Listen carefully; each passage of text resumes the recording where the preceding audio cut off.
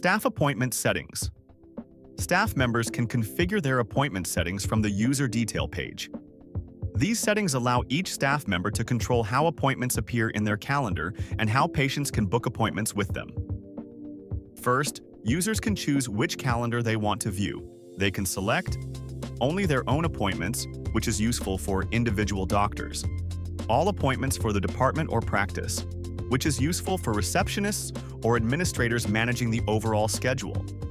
Staff can also choose whether they want to allow patients to book appointments with them. When booking is enabled, patients will be able to request appointments directly with that doctor.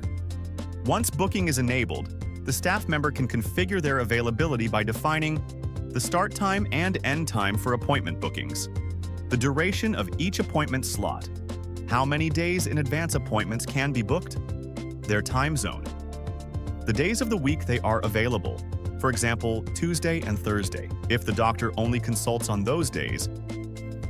They can also define specific times when they are unavailable, such as lunch breaks or other blocked periods. These settings are particularly useful for GP practices and clinics, where patients regularly book appointments with specific doctors. Once configured, these settings determine the appointment calendar that patients will see when booking online. When patients access the booking portal, they can select a department, choose a staff member or doctor, view the available time slots, and request an appointment for a suitable time.